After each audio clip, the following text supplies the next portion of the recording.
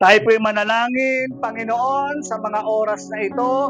Kami po'y lumalapit sa trono ng iyong biyaya. Patuloy pong hinihiling, Panginoon, na kami po'y basbasan sa umagang ito. Hinihiling po na kami po yung samahan, Panginoon, sa pag-witness na gagawin po namin, Panginoon, na paghahandog sa Batang Sofia. Panginoon, sa oras na ito, patuloy mo kami kasihan ng iyong Espiritu, bigyan mo kami ng bukas na kaisipan, bukas na puso, Panginoon, upang lubos naming maunawaan, maintindihan, Panginoon, ang mga bagay-bagay na amin pong gagawin ngayong pong umaga. Banal na Espiritu, hinihiling, Panginoon, na patuloy na lukuban ang lugar na ito at hayaan mong maging sagrado, Panginoon, ang amin pong gagawin. Sa iyo po namin pinagkakatiwala, Panginoon, ang aming pong paghahandog patungkol kay Sofia. Ito po ang aming panalangin, aming pagpapasalamat sa pangalan ni Jesus. Amen. Sige po, tayo po yung makakaupo. Okay. Bago ko po simulan yung ating pong munting gawain, gusto ko lamang po tingnan kung sino po yung mga nandito. No? Nandito po yung Ricardo Pacani. Wala. Yung Jefferson Rafael. Wala. Jesse Ocampo. Wala rin. Nathaniel Cruz. Wala rin. Michael Reperso. Ayun, nandun. Michael Miguel Bernardo.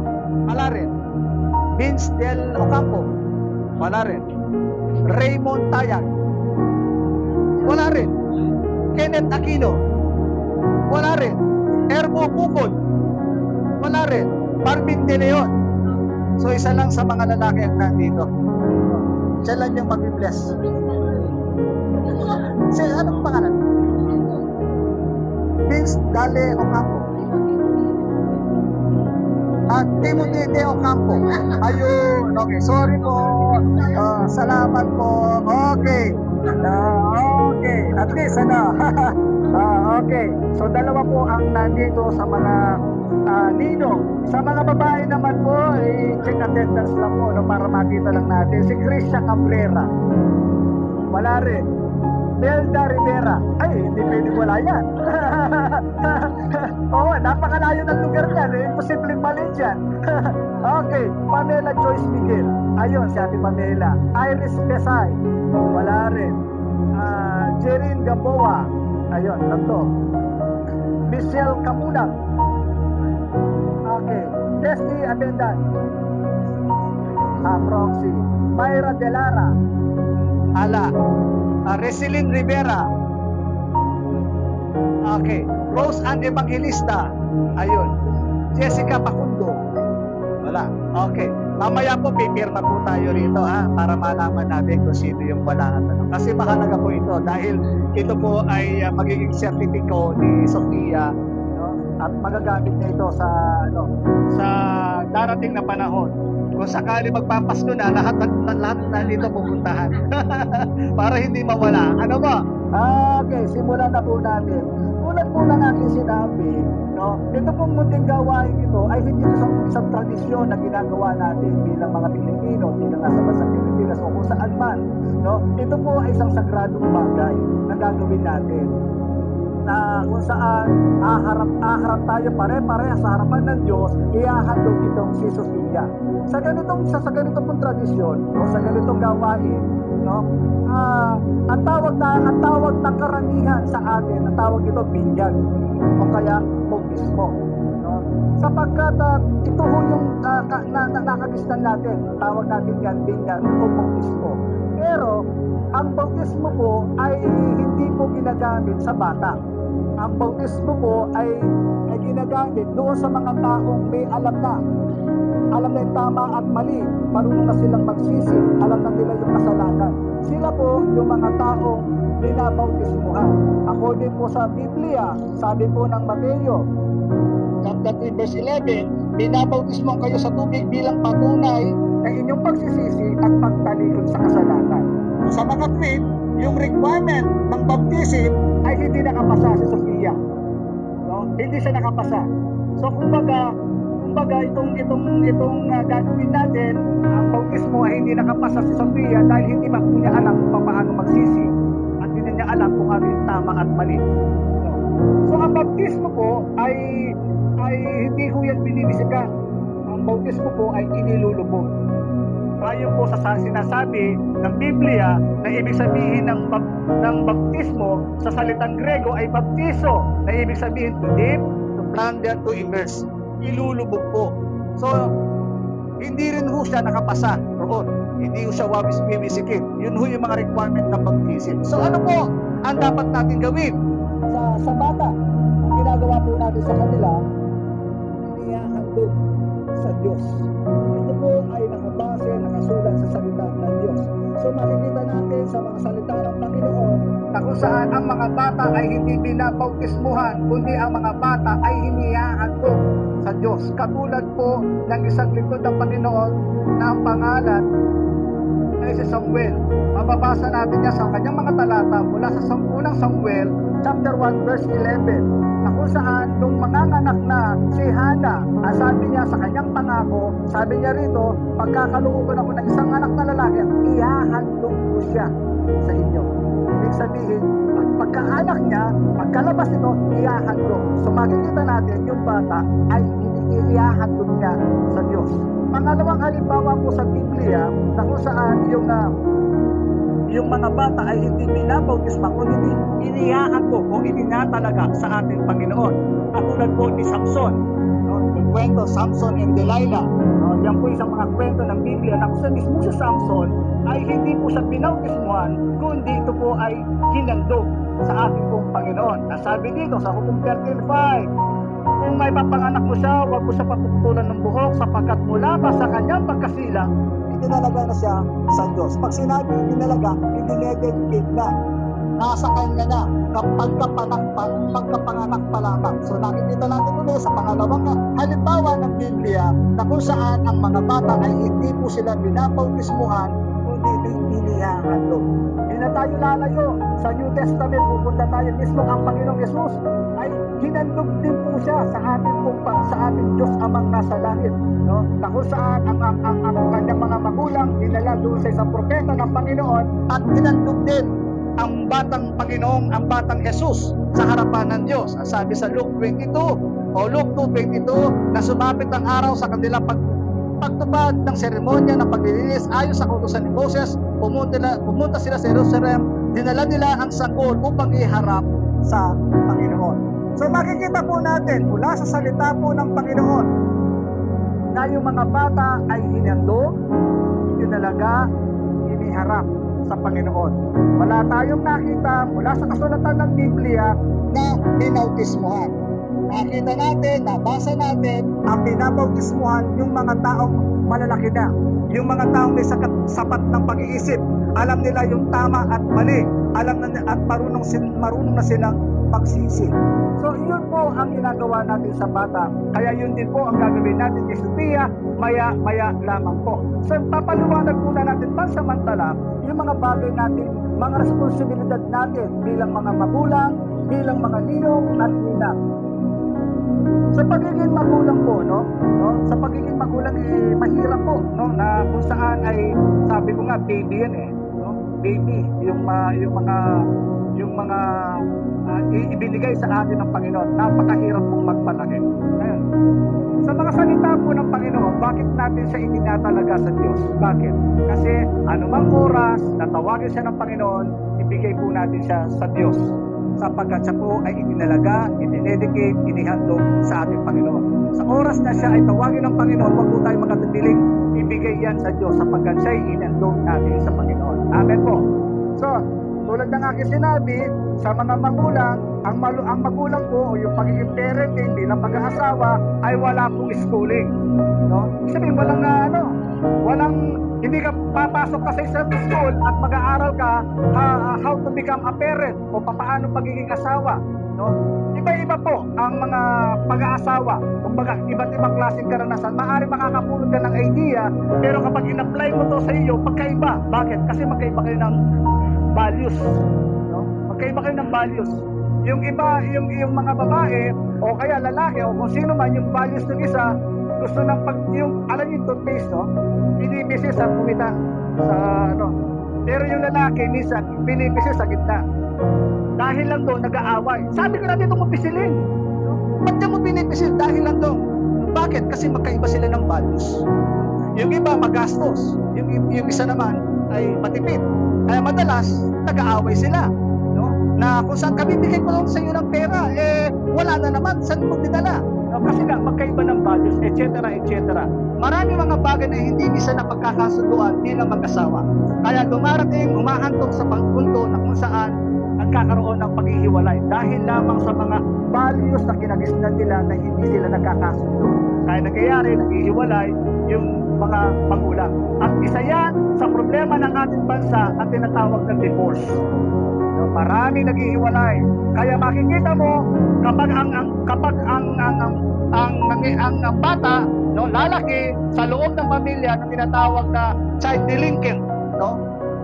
Child delinquent, ibig sabihin, disiplinahado o may problema ang pamilya sa loob ng pamilya. Kaya makikita mo, yung bata, imbis na mag-i-stay sa loob ng bahay, i-enjoy yung talaga pagmamahal ng magulang, ang gagawin ng bata, lalabas yun sa loob ng tahanan. No?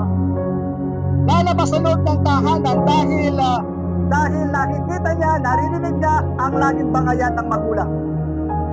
Hindi magandang epekto yon sa bata. No? Hindi magandang epekto, kaya pag lagi silang nag-aaway, yung bata laging lalabas, nasa labas kasi nakikita ng bata yung kanilang mga magulang lagi nag-aaway. Dadalhin ko kayo sa isang kwento, bagamat ito yung kwento pero puno-puno ito ng katotohanan. Merong isang kwento sa isang loob ng pamilya na kung saan lagi silang nag-aaway. Every time na uuwi yung lalaki, laging gabi, laging alanganing oras, laging lasing.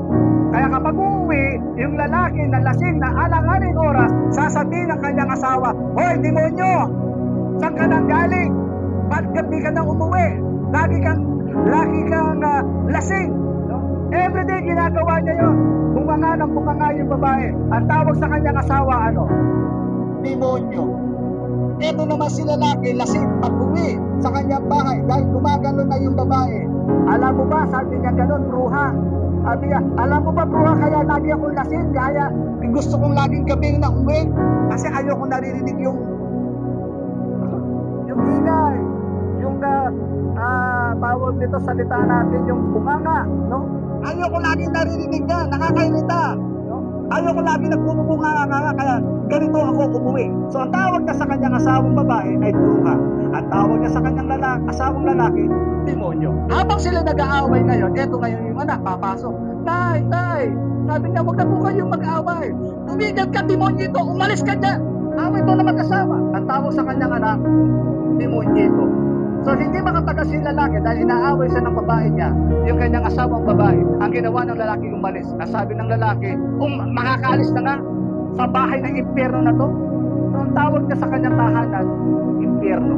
Ngayon, naglayas yung bata. Nang lumayas yung bata, nakita siya ng pulis. Ang sabi niya, "Utoy, halimbawa, sabi niya, "Utoy, bakit ginagabi ka na?" Sabi niya gano'n, "Ano ba pangalan mo?" Sagot ng bata, "Demonyo po." Nawiwirtuhan po yung pulis dahil ang pangalan niya ay Demonyito. Yung Demonyito dahil yung natawag sa kanya ng magulang niya at laging nakapasok yung sa kanyang isipan. "Ano pangalan mo?" "Demonyito." "Ha?" Sabi nung pulis. Sabi niya, "Anong pangalan ng tatay mo?" "Demonyo po." Nawiwirtuhan yung pulis. Sabi niya gano'n, "Yung nanay mo, anong pangalan?" "Bruha po." Sabi niya gano'n, kasi yun po yung laging narinig niya. So ang gagawin na yun, sabi niya gano'n, "O sige na nga, para matigil na tayo, ihatid na lang kita sa bahay mo. Saan ka ba nakatira?" "Impyerno po." dahil ito yung laging narinig ng anak sa loob ng pamilya. Kaya madalas yung bata, kapag hindi na siya nagiging masaya sa loob ng tahanan dahil lagi silang nagpababangan, no? ang bata lagi nasa labas. Minsan nagiging drug dependent. O kaya naman maagang nag-aasawa.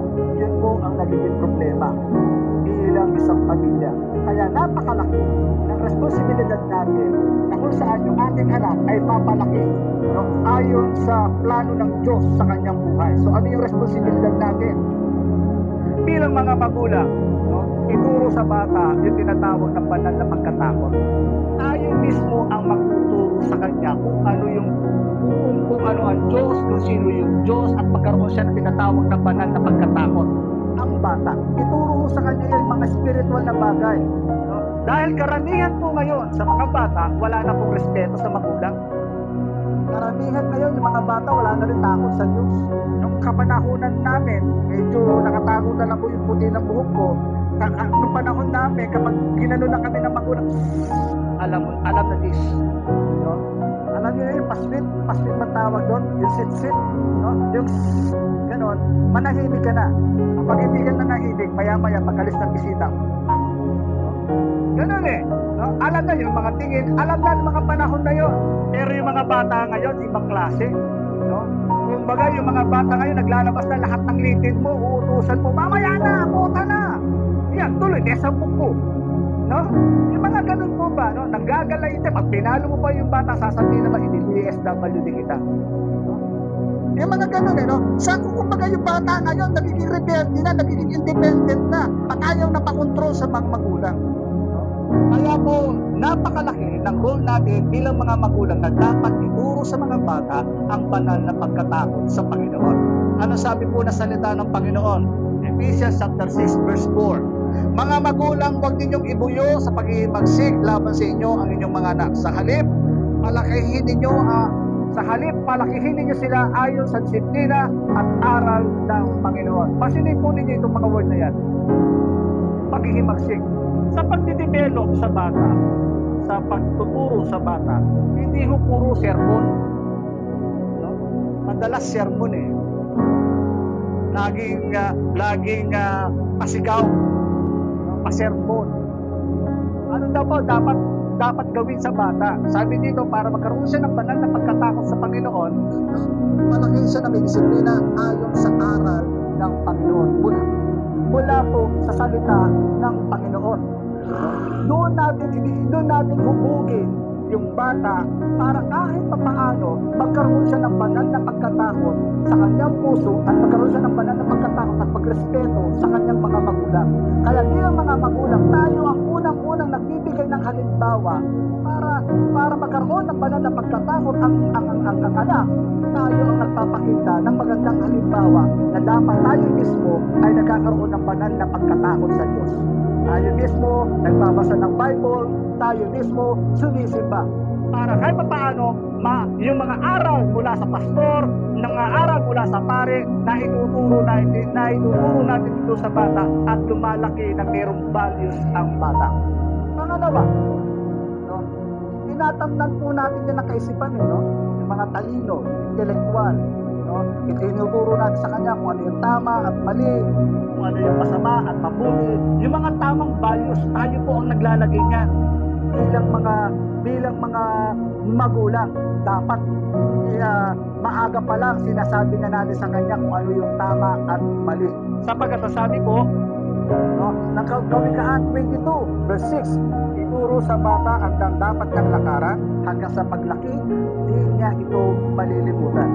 Ituro sa bata ang dapat ng lakaran. So tayo bilang mga magulang, ituro natin kung ano yung tama at mali, kung ano yung masama at mabuti. Ituro natin yung mga tamang values sa bata. Tayo po ang naglalagay ng karunungan, no, sa bata. Sino pong makapagsasabi, no, na si Batang Sophia ay magiging presidente ng bansa? Wala namang makapagsasabi nun eh. Tama po ba? Nakadepende po yan sa magulang. Hindi. Wala naman makapagsasabi. Baka naman, sige, ayaw natin ng presidente, baka businessman. Ito, nurse, businesswoman. Nakuha niyo po yung sabihin. Nakasalalay po sa pagtuturo ng mga magulang kung ano po ang kalalakihan ng bata. Kaya ituro sa kanya ang dapat niyang lakaran upang sa kanyang paglaki ay hindi niya ito malilimutan. Kaya sabi ko, sino makapagsasabi nun? Walang makapagsasabi nun. Nakadepende yun sa mga magulang. So, by the way po, ang pangalang Sophia, no, di-research natin kay Google, nagtanong tayo kay Google kung anong ibig sabihin ng pangalang Sophia. Ang ibig sabihin pala ng pangalang Sophia mula sa salitang Grego, karunungan. Wow. Kaya wisdom. No? Ha? Karunungan nakita mo rin. No? So, ibig sabihin pala, yung wisdom. No? So, ibig palang sabihin niya, karunungan, wisdom. Kaya kapag nakikita mo yung anak mo, naglalagay ka ng karunungan upang mapangyari lahat ng plano ng Diyos sa kanyang buhay. Kaya nga ilagay natin yung tamang karunungan. Kaya I pray in Jesus' name, itong pangalan ito ay magmanifest sa kanya hanggang sa kanyang paglaki. Amen po. Pangatlo, no? Mabilis lang po ito. No? Turuan din natin yung mga bata, no? Makipag-socialize. Huwag natin ikulong yung bata sa loob ng tahanan. Bakit? Kapag kinukulong po natin yung bata sa loob ng tahanan, ang mangyayari nun, magiging tinig, mahihiyain. No? Magkaharap yung mga tao, halos hindi makabasag pinggan, no? Hindi marunong makipagkasalamuha. So dapat turuan din natin yung mga bata paano makipagsalamuha sa kanilang kalaro, sa kanilang mga kaibigan, para nabibigay sa kanya yung tinatawag na self-confidence. No? Huwag natin siyang ikulong, huwag natin tawag ito, ilalagay natin yung bata sa panahon natin ngayon, ibibigay natin yung cellphone. Sige, laro ka dyan, ha? No. Hindi po, hayaan niyo po maglaro yung bata, hayaan niyo po makipagkaibigan para mabuild po yung tinatawag na self-confidence para sa kanyang paglaki, no, marunong siyang makisalamuha, marunong siyang makipag-usap, makipag-communicate sa mga tao. No, napakahalaga po yan. No? Meron po paalala o babala ang Panginoon kapag po yung ating mga anak, nakikita natin kung sino yung kanyang laging nakakasama, lalo na yung mga biyay. Alam naman po natin yung biyay, yung bad influence. No, kapag nakakasalimuha po nila, masisira po yung magandang karakter ng bata. Nasabi po ng Biblia, 1 Corinthians 15:33, do not be misled, bad company corrupt good character. Sabihin yung mga barkada na hindi maganda, no? Kapag lagi mo silang nakakasama, kung anong lengguwahe nila, darating ang araw, dahil lagi mo silang kasama, darating ang araw, kung anong lengguwahe nila, magiging lengguwahe mo na rin. Kung anong ginagawa nila, gagawin mo na rin. Kaya ang nangyayari, yung moral values mo, nasisira. No? Kaya yung good character, yung character na makadiyos, maparespeto, biglang nawawala. Bakit? Kasi nga, yung kanyang mga sinasamahan ay hindi magandang impluensya. Kaya bilang mga magulang, kailangan minamasdan din natin yung mga ganitong klase ng kanyang pinakikisamahan. Baka naman ay dadala na yan patungo doon sa hindi maganda. Katulad ko po, ako po ay lumaki doon sa isang lugar na kung saan ay mga barkada ko, sila tawag nito, sila Mandu, ang kilito niya, Rukot. No? Yun po yung mga barkada ko eh. No? Lumaki ako doon. No? Dahil hindi ko nga nakikita yung magandang value sa loob ng tahanan. Kaya ginagawa ko, yung mga nagiging barkada ko, si Mandu, apelido niya, Rikut. Yung isa naman, Chinese, ang pangalan niya, Sik, apelido niya, Wat. So, kumbaga, sabi po ng Bible, o sabi po ng isang kasabihan, tell me your friends and I will tell you who you are. Nakuha niyo po. Sabihin mo sa akin, sino yung mga kaibigan mo, barkada mo, sasabihin ko sa'yo kung sino ka. Dahil yun na lagi. Dahil totoo po yung kasabihan na yun. Yung mga sinamando, sinasin, no? Dumating ang araw, naging gawain ko na rin. Salamat sa Diyos. Kumbaga, nahuli ako ng Panginoon, binago ako ng Panginoon. Kung hindi, ewan ko lang kung saan ako nakarating sa mga oras na ito. Kaya nga, bilang mga magulang, papantayin din naman natin kung sino itong mga nakakasama niya. Baka naman itong bata ay lalong mapariwara sa mga taong nakakasama. Okay, pang-apat, natapos na po ko. Yung tinatawag ng emotional. Alam niyo po, hindi lahat ng problema sa pera. No, hindi po lahat. Sometimes yung mga bata, no, hindi naman kailangan niyang pengi pera, hindi po. Sometimes kailangan po ng mga bata comfort. Naghahanap ng tapik. No? Naghahanap ng tapik. Hindi po lahat na solusyon pera. Hindi sa lahat na solusyon gadget. Hindi lahat na solusyon mga bagay na magpapasaya-saya. Hindi po. Sometimes yung bata broke. No? So sugatan ang kanyang damdamin. Anong mahalaga? Dapat po siya i-comfort. May touch yung kanyang emotional. Sabi ko sa mga nag-a-abroad oo na ibibigay mo yung kanyang pangangailangan financially. Pero sa panahon ng kanyang kalungkutan, panahon ng paghahanap ng kanyang kalinga ng mga magulang, wala siyang makita. Nakikita niyo ito sa ibang mga barkada. So napakahalaga, hindi lahat ng solusyon pera o material na bagay. Kundi ang solusyon ay comfort at pagmamahal. Para yung bata, parang naman niya na meron palang nagmamalasakit sa kanya, may nagmamahal sa kanya.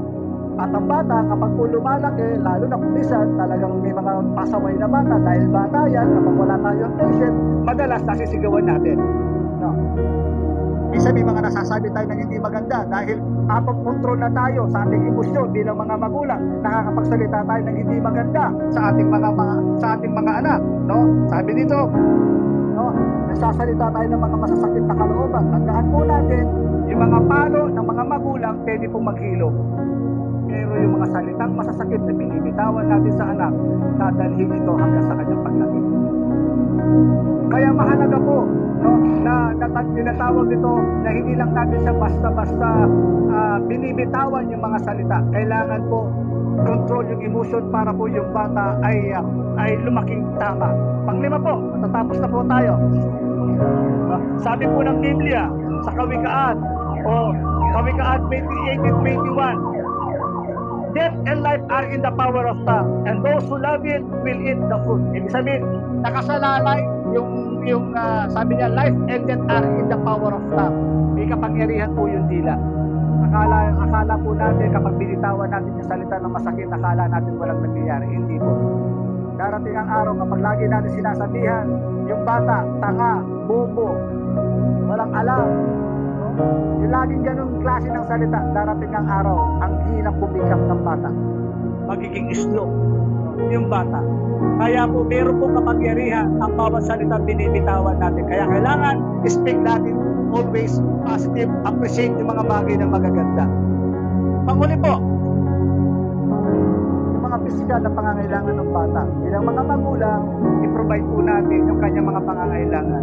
Tinatawag natin damit, pera, pag-aaral, etc.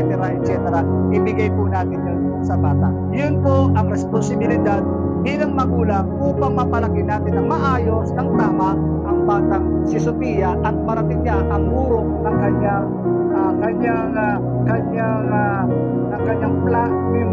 plano ng Diyos sa kanyang buhay. Bilang panghuli at pagtatapos ko na po, no, dadaan po na po tayo sa responsibilidad ng mga ninong at ninang. Tulad po ng aking sinabi, kinuha kumbaga ang ninong, hindi lamang ang responsibilidad tuwing araw ng Pasko. Hindi lang po yun, ay naku, Pasko, mag-prepare na ako. Ay naku, Pasko, sa likod na ako. Hindi yun ang lang. Hindi pera usapan dito, kaya kinuha kayong ninong. No, hindi yung pera. Ay, mayaman ito. Ay, magandang trabaho to. Kukunin ko nga ng ninong. Hindi po yun. No? Dahil meron pong nakita sa inyo ang mga magulang ni Sofia na magandang katangian na pwedeng ipagkatiwala sa inyo ang kanyang anak. Kaya kinukuha po kayong ninong at ninang. Hindi doon dahil sa meron kayong pera, meron kayong maganda yung trabaho nyo, mayaman kayo. Hindi lang po yun. No? Kumbaga, meron po silang nakitang katangian na sa inyo na kung ano man ang mangyari, yung kanilang anak ay nasa maayos na kalalagayan. Alam naman po natin, yung mga ninong na kung saan sila po yung tumatayong pangalawang magulang ni Sofia. Kaya kapag lumapit po sa inyo ang inyong inaanak, huwag po kayong mag-atubiling tulungan siya. Dahil kayo po ay tumatayong pangalawang magulang ni Sofia. So yun po yung ating responsibilidad bilang mga ninong at ninang. Kapag po siya ay lumapit, anuman po yan, tulungan po natin. Just in case, knock on wood, huwag naman po sana, just in case na merong mangyari, kina Marken, kina Sofia, o kina Jen, no? Tawag ito ay tayo po ang kukup sa bata upang maging nanay o tatay ng batang si Sofia. So, ngayon pong umaga, mag-pray po tayo, ihahandog natin siya sa Panginoon. So bago po natin ihandog ang si Sofia, no, sa Panginoon, tayo po lahat ngayon ay nakaharap sa harapan ng Panginoon at tayo po ay magkikipagkasundo sa Diyos na kung saan natatayo bilang pangalawang magulang ni Sofia. Sige po, tayo po ito ngayon.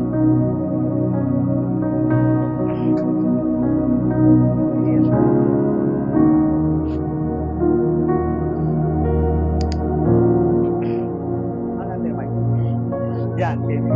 Okay. Sige po. Mag-pray po tayo. Hallelujah, hallelujah, hallelujah. Amang banal na sumasalangit, narito kami at nakikiisa, Panginoon, sa gagawing paghahandog kay Sofia. Bilang lingkod mo, Panginoon, sa mga oras na ito, ako'y tumatayo sa iyong harapan at patuloy na iaalay ang buhay ni Sofia sa iyo, Amang banal na sumasalangit. Narito ang langis na ito, Panginoon, bilang simbolo ng iyong kapangyarihan. Kasihan mo to ng iyong Espiritu at patuloy na bumalot sa buong katauhan ng batang si Sofia. In the name of Jesus. Ano po sa akin, Mike?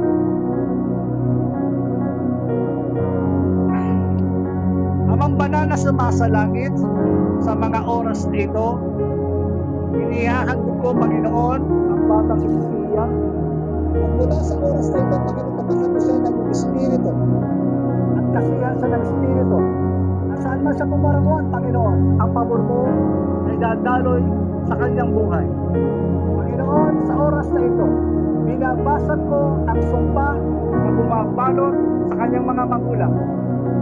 Kina Jonah at kina Mark, Lord God, lahat ng sumpa na nakaatang sa kanila, Panginoon, na dumadaloy kay Sofia, magmula sa oras na ito, Panginoon, ay hindi ko napapayagan. Puputol ko ito, Panginoon, sa buhay ni Sofia. Amang banal na sumasalangit sa mga oras na ito, patuloy ko pong nilalangkisan ang kanyang mga kamay, na anuman po, Panginoon, ang kanyang mga gagawin na mga kamay nito ay magiging pagpapala sa marami. In the name of Jesus. Maging din po, Panginoon, ang kanyang mga paa. Nilalangkisin ko rin, Panginoon, na kung saan ang kanyang pangyapak ay dalhi sa mga mabubuting bagay, Panginoon, upang ang direksyon na kanyang pupuntahan ay ayon lamang sa dakilang layunin mo sa kanyang buhay. Lord, in the name of Jesus, inawawalan ko po, Panginoon, ang iyong karunungan, ang iyong pabor, ang iyong pagpapala ay samahan ang batang ito. Salamat po, Panginoon, sa pangalan po ng aming Panginoong Yesus. Lord, narito ang batang si Sofia, Panginoon, inaalay namin sa iyo pag-aari mo na ito. In the name of Jesus. Sige, tayo po'y manalangin. Isa pa, Amang banal, pagpalain niyo po, Panginoon, ang mga magulang ni Mark, Lord God, ang mga magulang ni Sofia, Lord God, upang matugunan po, magustusan ang pangangailangan ni Sofia, dakilang Diyos. I-bless niyo po ang mga pinapupunan nilang yaman upang patuloy, Panginoon, na may provide ang pangangailangan ni Sofia. Lord, salamat po mag-isa mga ninong at ninang na nakaisa, Panginoon, sa paghahandog kay Sofia, sa pangalan ng aming Panginoong Yesus. Pagpalain niyo po ang kanilang mga buhay, anuman po ang kanilang mga trabaho, anuman po ang kanilang mga negosyo, Panginoon. I-bless niyo po ito, Panginoon, upang sa oras ng pangangailangan ng kanilang inaanak, Panginoon, ay meron po silang maitulong para dito. Salamat po, Panginoon, pagpalain niyo po ang kanilang mga buhay. Ito po ang aking panalangin na may pagpapasalamat, Panginoon, sa umagang ito. Sa pangalan ng aming Panginoong Yesus. Amen. Palakpakan po natin ang Panginoon. Okay po. So, tapos na po yung ating gawain. Dadaan po tayo sa, sa ating pirmahan po ng ating, ninong at ninang po. Sige po. Bye.